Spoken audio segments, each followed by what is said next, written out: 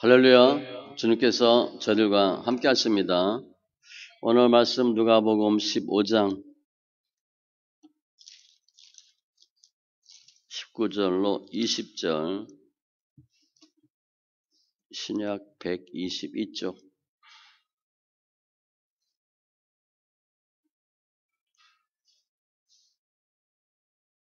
누가복음 15장 19절로 20절.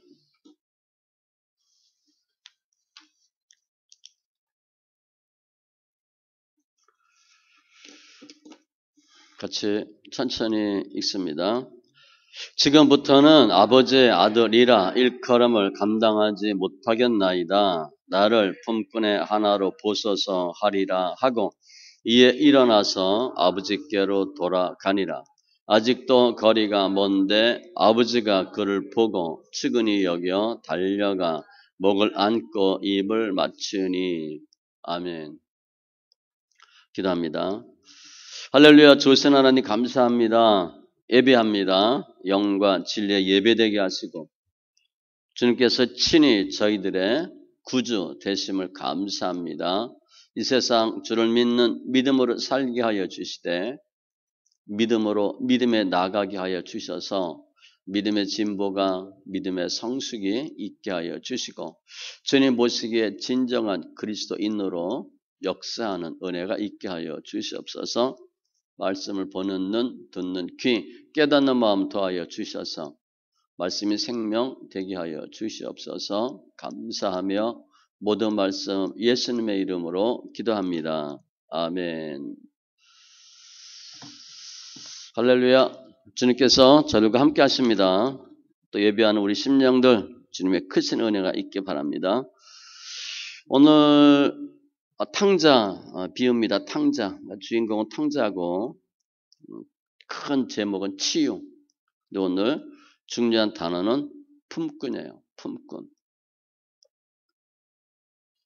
그러니까 지금 둘째 아들이 본인을 뭐라고 생각하는가? 품꾼으로 생각한다는 거예요. 품꾼의 하나. 그러니까 자기의 모습을 본 거죠. 아, 내가 어떤 사람인가? 아, 내가 품꾼이구나. 실은 이 둘째 아들의 아버지는 부자였어요. 부잣집 둘째 아들이야. 그러니까 막내잖아. 첫째하고 또 막내는 다릅니다. 뭐 응석 다 받아주고 다 뭐 장난도 치고 까불기도 하고 그래도 부모님이 막내니까 다 봐줘. 그런데 부잣집 아들인데 아버지를 어떻게 생각했어요? 좋게 생각하지 않았어요. 목축업하고 뭐 농사도 하고 소똥 냄새나고 염소똥 냄새나고 시골에서 부잣집 아들로 자랐지만 아버지에 대한 원망도 있었고 불편한 마음이 있었고 싫어한 거예요. 그리고 본인의 삶을 어떻게 생각했어요? 한탄스러워한 거야. 그러니까 내가 우리 그 아버지 밑에 있는 게 싫었어.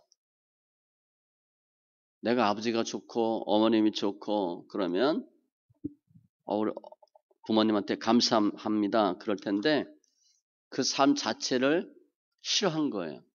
그러니까 오직 소원이 뭐야? 집 떠나는 거야. 집을 나가는 게 소원이에요. 그래서 결국은 뭐 그냥 집 나가면 아무 소용 없잖아. 돈 다 달라 그래서 유산 받아서 먼 나라로 떠났죠. 잘 살았어요? 쫄딱 망했죠. 완전 거지 됐습니다. 그런데 오늘 본인이 그러한 모든 상황에서 아, 내가 품꾼 정도밖에 안 되는구나 라는 걸 깨닫는 거예요. 근데 그게 치유입니다. 치유. 그러면 이 둘째 아들이 품꾼이 될 수 있어요? 품꾼 될 수 없어요. 품꾼 되면 안 돼요. 또 본인이 내가 품꾼이구나 라고 인식할 수가 없어요. 내가 부잣집 막내 아들이었는데 내가 왜 품꾼이야? 나 아니야. 그래야 돼요. 품꾼이라는 단어를 써본 적도 없을 거야 아마. 그런데 오늘 보면 본인이 품꾼의 하나로 보소서. 내가 품꾼과 같다는 거예요. 어떻게 된 거예요? 자기 자신의 모습을 본 거예요. 내가 품꾼이구나. 인식이 바뀌었어. 옛날에는 거드름 피우는 부잣집 버릇없는 못된 놈. 그렇지만 부잣집 아들이었어요. 돼지 치우고 쥐염 열매 먹고 배가 줄이고 그런 삶을 통해서 본인을 제대로 본 거예요. 누가 하신 거예요? 하나님 하신 거예요. 우리가 상처를 많이 받는데 상처를 어떻게 하면 치유할 수 있나? 외적인 문제 갖고는 치유가 안 돼요. 내가 어떤 사람인가? 내가 뭔가? 어떤 존재인가? 내면을 통해서만, 내면의 성찰을 통해서만 치유가 돼요. 그러니까 바꿔 얘기하면 치유하려면 본인의 모습을 정확히 볼 줄 알아야 돼요. 내가 어떤 사람인가? 그런데 오늘 본문에 보면 이 둘째 아들이 본인을 어떻게 생각하고 어떻게 이해했는지가 분명하게 나타나요. 아버지의 아들이지만 품꾼에 불과하다라는 걸 깨달은 거예요. 쉽지 않죠. 우리가 잘 나가다가 망했어. 그럼 늘 무슨 생각해요? 옛날 생각한다고. 옛날에는 어땠는데. 옛날에는 어땠는데. 나도 왕년에는 이런 얘기 하는 거예요. 근데 우리 속담에 뭐 또 왕년에 뭐 부자 아닌 사람이 있었어? 다 한 번 살았지. 옛날만 생각하는데 이 본문의 주인공은 지금의 모습을 정확히 본 거예요. 그리고 어떻게 이 둘째가 내가 품꾼에 불과하구나라고 인식할 수 있었나? 하나님 다 하신 거예요. 아버지가 유산 달라 그랬을 때 주면 안 돼. 이 못된 놈 그리고 혼내야 돼. 내가 임마 시퍼렇게 살아있는데 유산을 달라고? 나 죽으면 갖고 가. 못된 놈 이래야 돼요. 근데 아버지가 덜커덕 줘요. 한두 푼도 아니에요. 뭐 외국에 놀러 간다고 몇백 뭐 1천, 2천 준 게 아니라 유산의 반을 줬어. 신나갖고 돈 갖고 갔죠. 허랑방탕 다 썼잖아요. 지금 아버지가 둘째 아들이 유산 주세요. 그랬을 때 그래 내가 이 돈 주면 이 우리 둘째가 재산을 좀 잘 불리겠다. 그거 믿었겠어요? 분명히 알아요.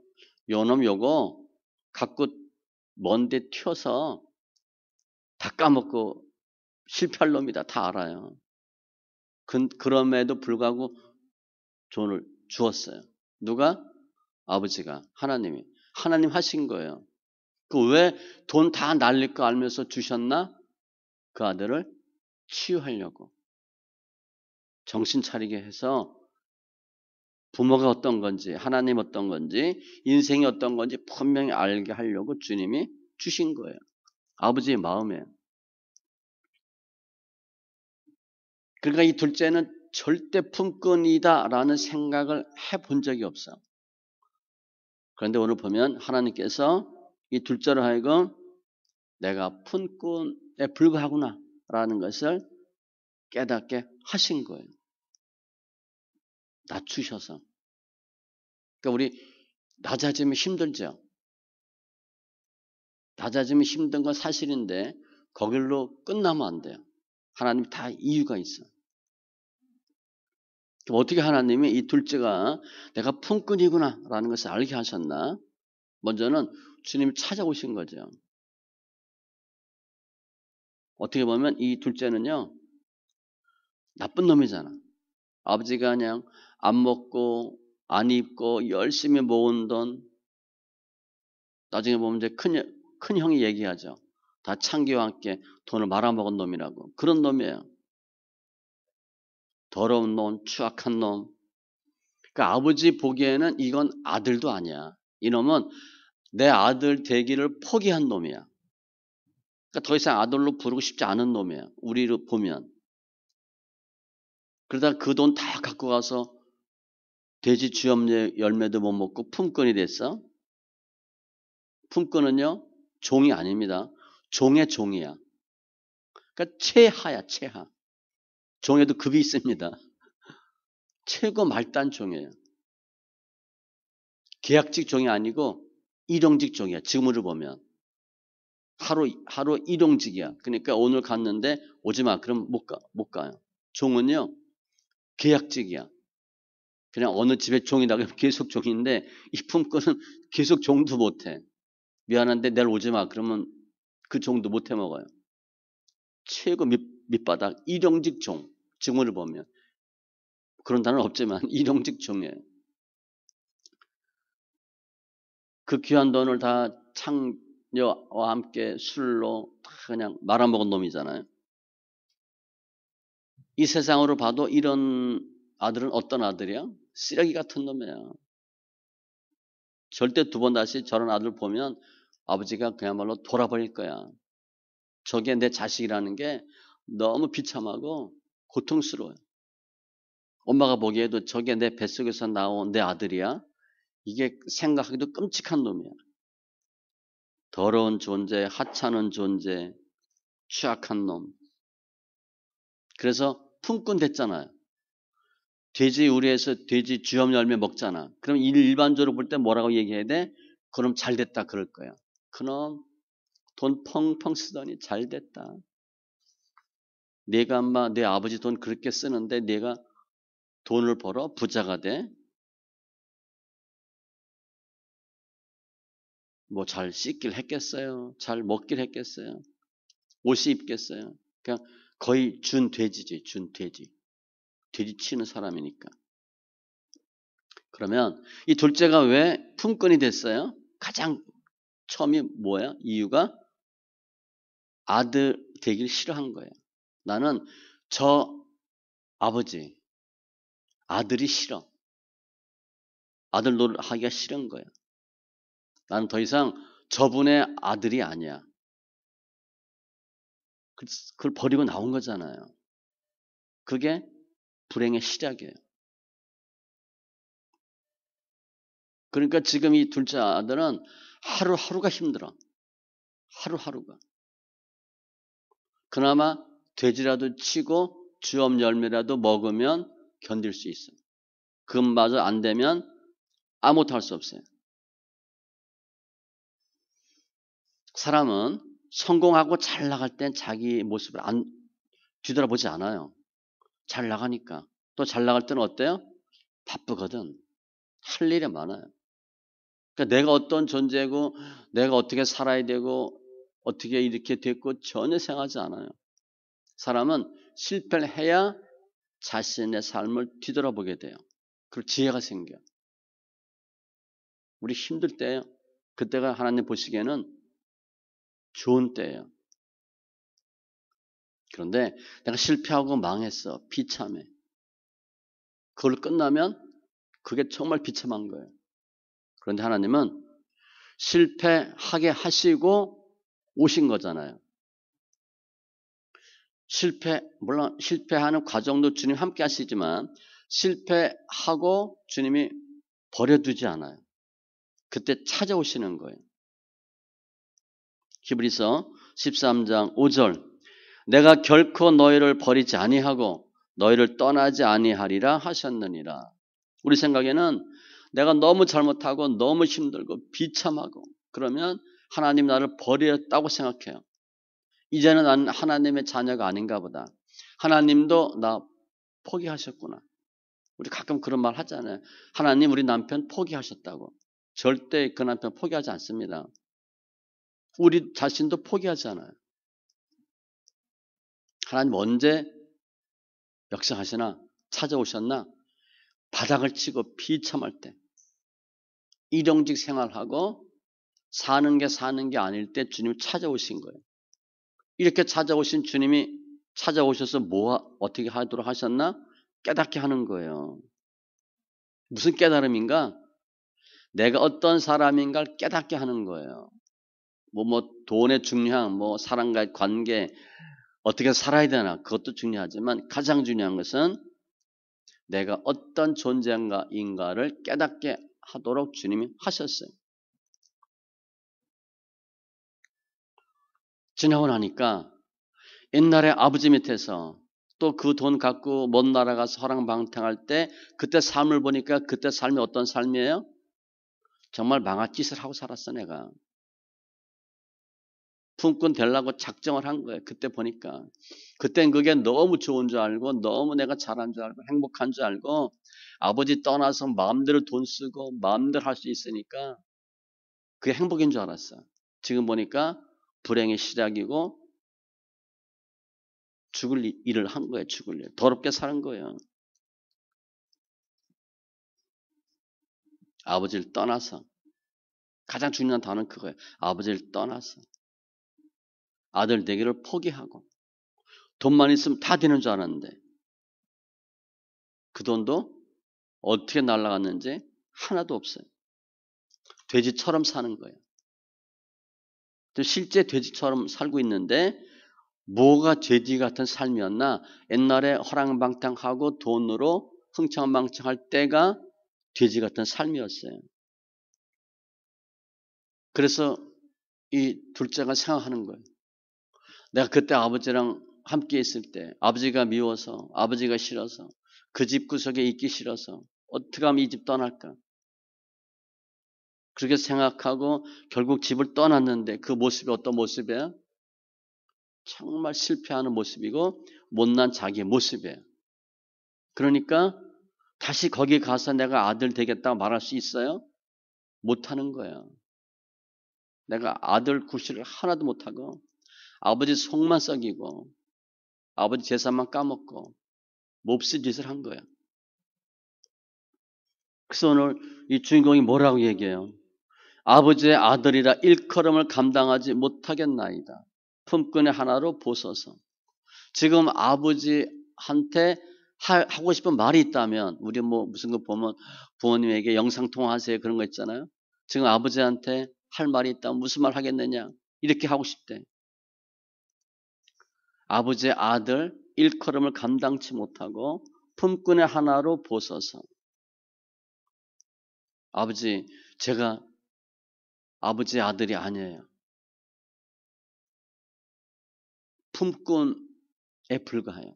품꾼으로 써주세요. 그러면 이 둘째가 본인이 막 힘들고 어렵고 품꾼처럼 되고 돼지치니까 이런 생각을 했나? 아니에요. 하나님이 둘째로 하여금 깨닫게 하신 거예요. 이게 중요해요. 그냥 탕자가 다 알아서 했다. 그러면 대단한 사람이지. 하나님이 깨닫도록 하신 거예요. 본인이 철이 들어서 그렇게 한 게 아니에요. 하나님이 그렇게 생각하도록 깨닫도록 역사하신 거예요. 자신의 삶을 뒤돌아보고 어디서 문제가 틀어졌나? 왜 일이 꼬였나?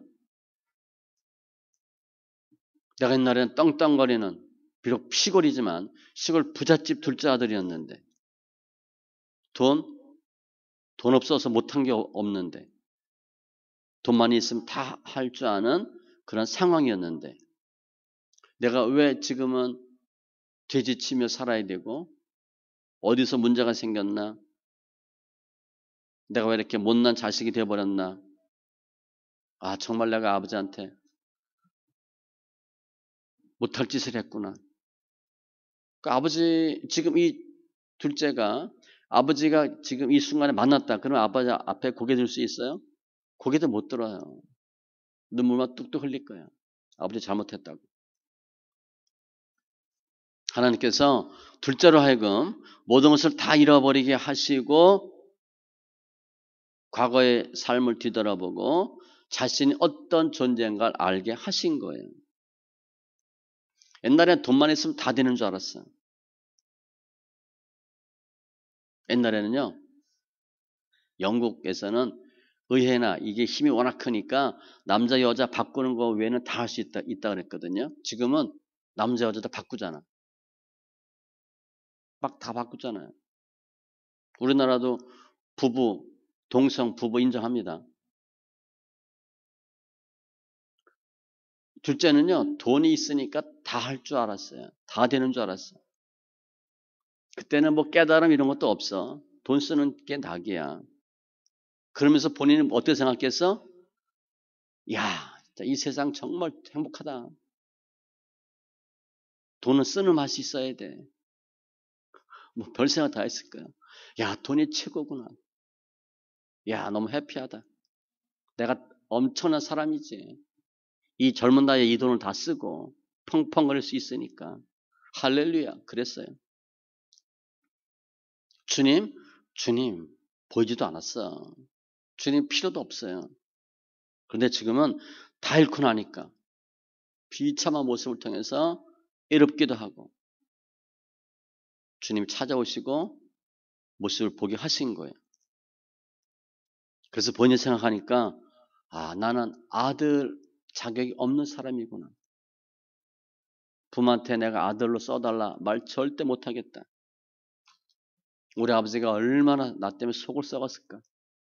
지금도 얼마나 아버지가 기도하고 계실까. 뭐 별 생각 다 하는 거죠. 우리 옛날에 저 어렸을 땐 그런 신문 많이 났어요. 실제로. 누구 아들아 돌아오라. 모든 죄 다 용서한다. 옛날에 그런 신문이 많았어요. 추악한 과거를 생각하니까 그땐 그게 너무 낙이었고 행복이었는데 지금 이 상태에서 이 사람이 둘째가 술 먹으면 어떻게 될 것 같아요? 다 토합니다. 못 먹어요. 옛날엔 더 좋은 술 뭐 그랬는데 지금은 술 못 먹어요. 돼지 쥐염 열매도 못 먹었는데 술 먹으면 어떻게 되겠어? 그냥 기절하지. 감당이 안 돼요. 또 그때 술 먹고 막 그냥 네온사인 이런 거 생각하니까 그때 삶이 어땠어요? 구역질 나지. 내가 미쳤지. 내가 그때 왜 그거 했어? 후회스럽고. 그래서 본인의 존재를 본인의 정확한 상태를 주님이 알게 하셔요. 지금 이 둘째에게는 아무도 누가 오는 사람이 없어요. 거들떠 보지도 않아요. 말도 안 걸어. 인간 취급도 안 해줘요. 지금 이 둘째가 상대하고 말하고 대화할 수 있는 사람은 아무도 없어요. 하나님만 가능해요. 하나님 밖에 아무도 없어요. 그러니까 주님이 둘째로 하여금 자신의 모습을 내면을 정확하게 보게 하시는 거죠. 얼마나 내가 바보같이 추악하게 더럽게 살았는지, 그 결과 내가 얼마나 비참한 삶이 됐는지, 이젠 아들도 아니고 품꾼으로 살아야 되는 삶이구나. 예전에 내가 잘해서 돈만 있으면 다 되는 줄 알았는데 내가 내 힘으로 산 게 아니구나. 하나님께서 지켜주시고 은혜로 산 거구나. 그걸 아는 거예요. 내가 잘나서 그런 게 아니고 하나님 해주신 거구나. 아버지가 해주신 거구나. 또 돈 많이 있으면 뭐 더 좋은 일이 막 생길 줄 알았는데 어때요? 돈 다 나가면 빈털털이 되면 아무도 없어요. 자문에 그런 말씀이 있어요. 재물은 많은 친구를 더하게 하나 돈 많을 땐 어때요? 친구들이 많이 꼬입니다. 돈 때문에. 가난한즉 친구가 끊어지느니라. 친구도 아니에요. 그거는. 왜 나한테 달라붙어서 술 한잔 얻어 먹으려고. 저도 해봐서 알아요. 해봐서 알아요. 돈 보고 오는 친구들이에요. 술 먹으려고. 뭐 얻어 먹으려고. 그건 친구도 아니에요. 진짜 친구는요. 내가 돈 떨어지고 아무도 없을 때 같이 있어주는 사람 친구야. 근데 우리도 생각해 보세요. 그런 친구가 몇 명 있나? 두세 명만 있으면 괜찮은 거예요. 인생 잘 사는 거예요. 그럼 하나님이 왜 이 둘째로 하여금 돼지 주염 열매도 못 먹는 품꾼과 같은 상황으로 만들어 주셨나? 하나님의 마음은요. 아들의 지위를 회복시키는 것이 하나님의 마음이에요. 더 이상 그렇게 살지 말라는 거죠. 내가 아버지가 싫어서 집이 싫어서 나왔지만 주님은 뜻은 뭐예요? 다시 집으로 돌아가서 아들 되는 지위를 회복하길 주님이 원하시는 거예요. 그럼 어떻게 돼? 깨끗해져야 되거든. 자기 자신이 누군지 알아야 되거든. 회개해야 되거든. 회개하도록 주님 역사하는 거예요. 깨끗하게 지금 씻어주는 거예요. 옛날의 모습은 더러운 모습이었거든요. 지금은 비참하지만 깨끗한 삶이 되도록 주님이 바꿔주시는 거예요. 하나님 우리 왜 힘들게 하시나? 세상 거 버리라고. 더러운 거 버리라고. 더 이상 옛날처럼 살지 말라고. 새롭게 살라고. 주님 원하는 방법으로 살으라고 주님이 환경을 통해서 흔들어 놓으시는 거예요. 깨끗게 하는 거예요. 이사야 43장 25절 나 곧 나는 주님은 나를 위하여 내 허물을 도말하는 자니 내 죄를 기억하지 아니하리라. 주님 우리 죄 용서해 주시는데 왜 용서해 주신다고요? 나를 위하여. 우리가 은혜 받는 건데 주님은 하나님이 스스로 위해서 우리 죄 용서해 주신대. 어마어마한 거죠. 어마어마한 거예요. 우리 부모가 애 똥 싼다고 때리는 부모 있어요? 뭐 먹는데 흘린다고 때려? 애기가? 요즘 안 그렇지. 옛날에 그거 먹었잖아 엄마가. 애가 먹던 것도 먹잖아. 남편 먹던 건 안 먹어. 근데 보니까 애가 먹던 건 먹더라고 이렇게. 막 먹었잖아요. 엄마가 뭐 흘려도 이렇게 닦아주고 막 다 하잖아요. 똥 오줌 싸도 아 이쁘다 그리고. 누가 그렇게 해요? 부모만 해. 부모만. 부모 마음은 뭐예요? 애가 사랑스럽거든. 내 자식이거든. 깨끗하게 해주고 싶은 거예요. 귀한 존재거든. 그러니까 늘 부모는 아이들이 잘 되길 바라고 깨끗하게 되길 원해. 기저귀 뭐 이거 다 갈아주고 똥오줌 누가 갈아줘? 엄마는 다 해요. 하나님 아버지는 우리의 더러운 모습을 다 깨끗하게 씻어주고 싶으신 분이에요. 깨끗한 삶을 살기를 원하시는 분이에요. 비참해서 힘들어하고 있을 때 빨리 아버지께로 돌아가라고 용기를 주는 분이 하나님이에요. 그게 주님의 마음이에요. 우리가 주님 떠날 때 다시 돌아오도록 주님이 역사하시는 거예요. 지금 이 둘째는 육적으로 볼 땐 비참한데 믿음으로 볼 땐 깨끗한 사람이 가고 있는 거예요. 점점 성화되는 거예요. 아버지 품을 사모하고 아버지께로 갈 수 있는 마음을 주님이 주시는 거예요. 우리가 내가 정말 먹을 거 하나 없이 비참하다. 그러면 자괴감이 들어요. 비참한 거예요. 그런데 내가 비참한데 내 자신의 모습을 진정하게 보게 되면 그게 자존감으로 바뀌어요. 자괴감은 비참한 거야. 자존감은 회복하는 마음이에요. 주님이 자괴감 들게 하시고 자존감 들게 하신 거예요. 오늘 지금 전체 주제가 치유잖아요. 치유. 품꾼을 통한 치유. 우리는 스스로 치유 못합니다. 본인은 뭐 할 수 있을 것 같죠? 못해요. 하나님이 치유하지 않으면 우리는 절대 치유 안 돼요. 그리고 하나님 역사하셔야 내가 더럽다는 걸 알아. 그처럼 나는 내가 늘 잘난 것 같고 똑똑한 것 같고 괜찮은 것 같아요. 주님 우리를 치유하기를 원하시는 거예요. 자괴감으로 무너지는 게 아니라 자존감을 주셔서 회복되길 주님이 원하시는 거예요. 지금 둘째가 야 내가 아들이 아니고 품꾼이구나 그런 마음을 들었을 때 비참할 거 아니에요. 그런데 주님이 그런 마음을 통해서 회복시켜 주시는 거예요. 상처만 되는 게 아니에요. 우리 많은 교회가 상처를 받아. 근데 이 상처는 하나님의 창조를 주기 위한 목적이 아니에요. 그 상처를 통해서 회복되길 주님이 원하시는 거예요. 그게 주님이 하시는 치유예요. 내가 얼마나 비참한 존재고 얼마나 별 볼 일 없는 존재고 잘못 살아온 존재인가를 깨닫게 하는 거. 그때 치유가 시작돼요. 아, 내가 잘못 살았구나. 내가 둘째 아들로 그 많은 돈 갖고 허세해버리고 허랑방탕하고 활락하고 타락하고, 야, 그게 더러운 삶이었구나. 그걸 알 때 치유가 시작되는 거예요. 그러면 옛날에는 아버지 품이 싫었는데 치유가 되면 어떻게 되나? 아버지 품을 그리게 돼. 옛날에는 예수가 싫었어. 부모님이 교회 가라 그러면 싫었어. 고생해 보세요. 교회 가고 싶어요. 예배 드리고 싶어요. 그게 치유야, 치유.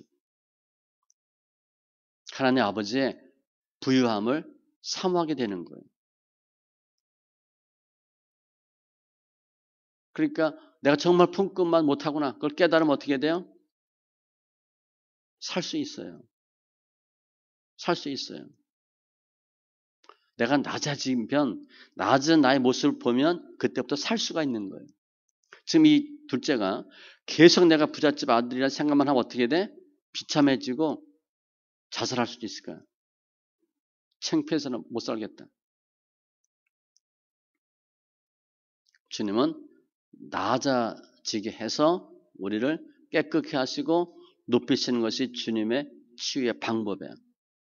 그래서 이 둘째가, 야, 내가 아들이 아니다. 난 품꾼에 불과하다. 그렇게 깨닫고 고백했을 때 주님 어떻게 하셨어요? 깨끗게 해주신 거예요. 깨끗게 해주신 거예요.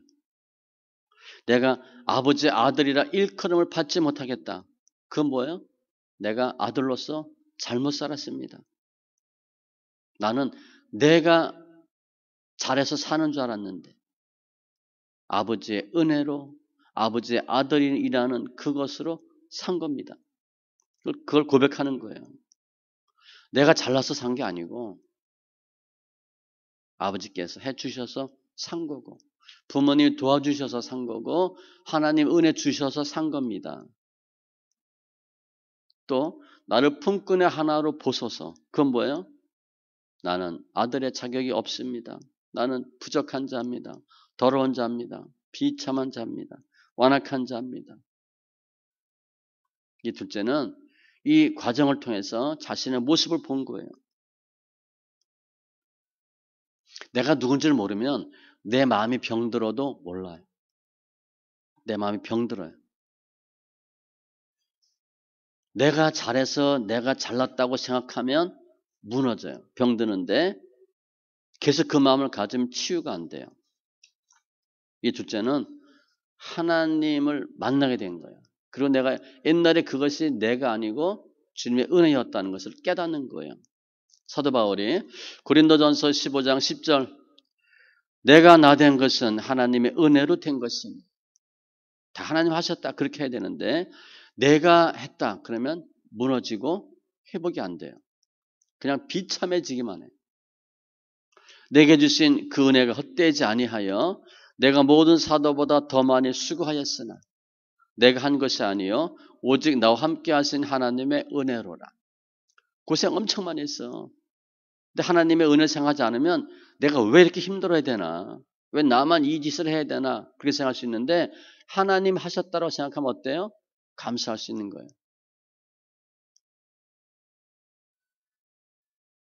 지금 둘째가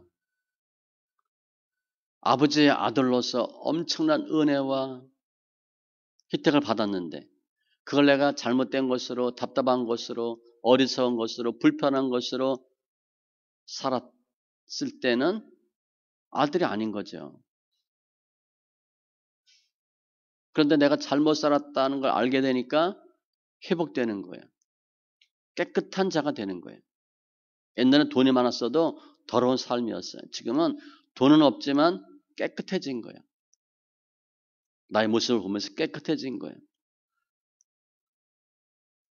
과거에 아버지의 아들로 부자로 허랑방탕 그건 더러운 삶이고 지금 주님께서 역사하여 주셔서 돈은 없지만 비참하지만 깨끗한 사람이 된 거예요. 근데 지금 이 19절에서는 그 깨달음만 있었어. 근데 많은 경우에 그런 깨달음만 있고는 안 돼요.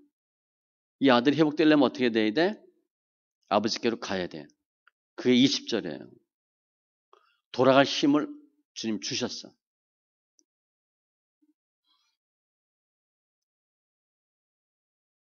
깨닫는 것도 중요하지만 행함이 중요해요. 행함의 믿음, 행함의 은혜, 행함의 치유가 생긴 거예요. 아버지께로 돌아갈 마음을 준 거야, 주님이. 네가 살 길은 빨리 아버지께로 가는 것이다. 내가 누구인지를 모르면 아버지한테 안 가요. 아버지 원망만 하지. 내가 이런 집안에 태어나서 이런 잘못된 대우를 받고 부모 잘못 만나서 이런 말 할 수밖에 없는데 본인이 잘못된 걸 깨달으니까 어때? 그래도 부모님이 감사한 거죠. 우리 아이들이 우리 부모 마음 알아요? 속상하지 애들 보면. 우리 부모도 그랬어요. 무조건 감사하셔야 돼. 부모는요, 우리에게 뭘 잘해 주셔서 감사하는 게 아니고 무조건 감사하셔야 돼. 우리가 애 낳고 키워보면 알잖아. 우리 생각대로 돼요? 거의 안 되지, 거의. 말 섞지도 않아요. 밥도 같이 안 먹잖아. 우리 속상하잖아. 내가 내 모습을 보면 아버지께로 돌아갈 수 있는 힘이 생겨요. 근데 그걸 모르면 가서 아버지한테 고개 안 숙여요. 절대 안 숙입니다.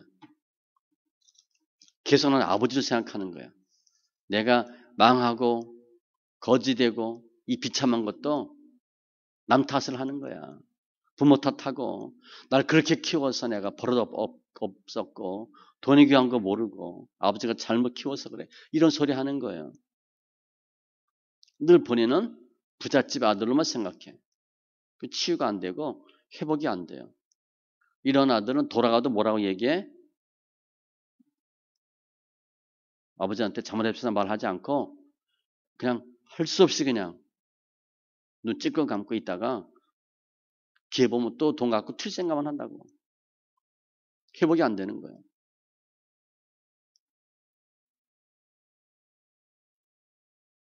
그런데 다 내 탓이구나. 내 잘못이구나.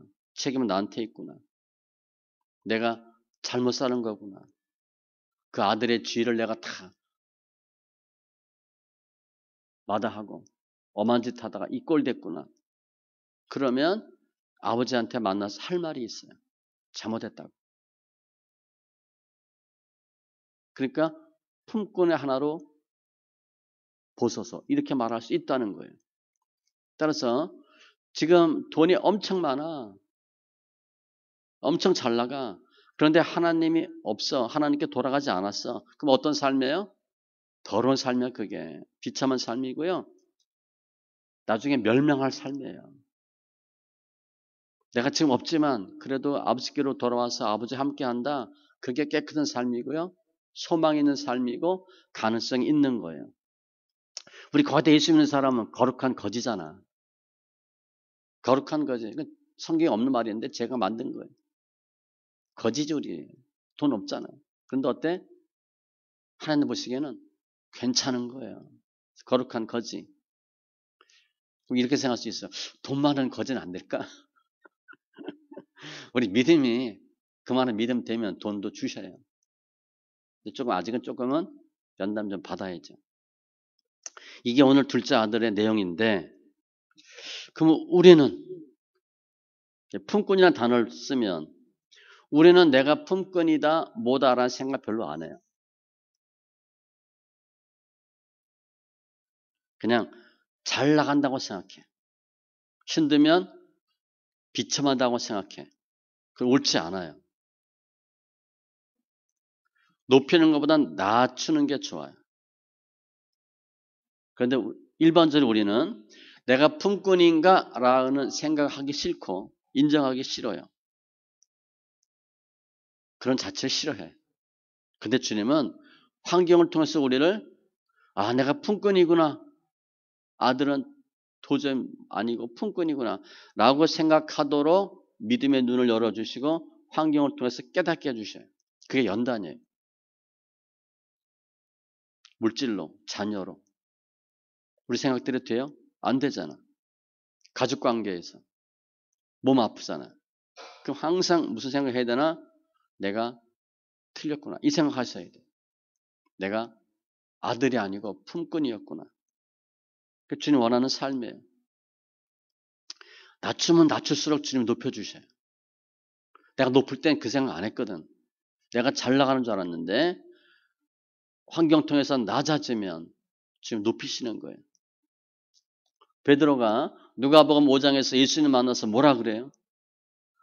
베드로가 예수의 무릎 아래 엎드려 이르되 나를 떠나서서 나는 죄인이로소이다. 무릎을 왜 꿇어요?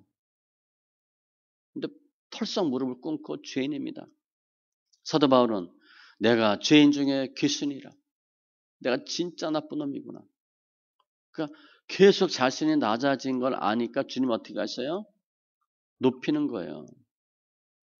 아, 내가 무익한 종이구나. 주님은 우리가 환경을 통해서 우리 본 모습을 보기를 원하세요.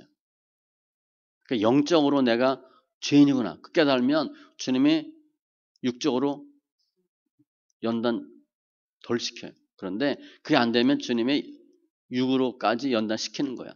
환경을 통해서 낮아지게 하시는 거예요. 주님은 내가 품꾼이구나라는 고백을 하도록 계속 주님이 역사하시는 거예요. 그래서 그 고백 빨리 하면 돼. 다 당하고 털리고 낮아지고 하지 마시고 빨리 무릎 꿇으면 주님이 높여주셔요. 왜냐? 치유는 낮은 데서부터 시작돼요. 내가 품꾼이구나라는 고백할 때부터 주님이 시작하는 거예요.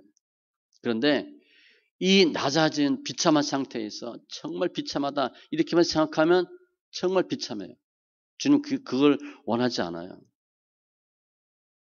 환경을 통해서 내 자신이 치유되고 내 자신의 모습을 보고 하나님과의 관계를 회복하고 다시 주님 앞에 나오길 주님 원하시는 거예요. 속히 주님께 나오면 돼요. 말씀 정리하면 오늘 탕자가 내가 아들이 아니구나. 품꾼이구나. 하나님 알게 해주신 거예요. 스스로 안 게 아니에요. 주님이 치유하시는 거예요. 우리가 지금 힘들다. 주님이 치유하는 때예요. 이 과정을 통해서 우리가 다시 회복되는 거예요. 회복되고 아들의 지위를 다시 얻는 거예요. 치유되고 회복되는 거예요. 내가 낮아진 것만큼 주님이 높여주셔요. 지금이 주님을 만날 때고 은혜 받을 때예요. 계속 고백하는 거예요. 내가 죄인이다. 내가 품꾼의 삶을 살았구나. 아들이 아니었구나. 주님의 은혜를 내가 몰랐었구나. 고린도후서 6장 2절 말씀같이 보라 지금은 은혜 받을 만한 때요. 보라 지금은 구원의 날이로다. 내가 아들이 아니고 품꾼이었구나라고 깨닫는 때가 아들로 회복되는 때예요. 내가 잘못 살았구나라고 깨닫는 때가 잘 살 수 있는 때예요. 우리가 그 생각을 안 하는 거예요. 주님은 우리가 빨리 그런 고백을 통해서 주님 만나고 주님 안에서 믿음으로 회복되길 원하시는 거예요. 주님은 저를 절대로 포기하지 않습니다.